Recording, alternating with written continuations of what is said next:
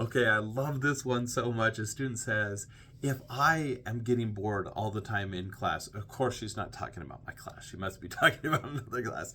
But if I'm bored and not engaged in my class, does that mean I'm going to be a crappy teacher? And the answer to that, of course, is no. We've all had teachers that put us to sleep. Now, we don't want to be those teachers, so let's learn from that.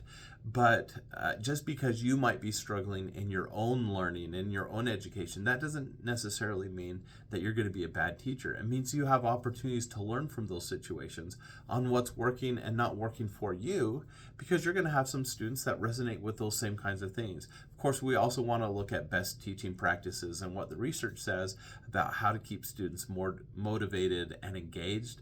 But your experience in one class is not indicative of what you'll be as a teacher. And I've certainly seen this not just as a student and as a teacher, but as a parent. Of course, I have brilliant children, and it's always frustrating when they're getting straight A's and then they get that one teacher that just seems to be impossible. And it's not that they're not learning, it's that maybe they're not being measured in the way that showcases their abilities. And so they really struggle and maybe even get a bad grade. And I honestly think sometimes it's not the student's fault. It's a misalignment with the teaching practices. Do we have 100% perfect, awesome teachers in our school system? No, we don't.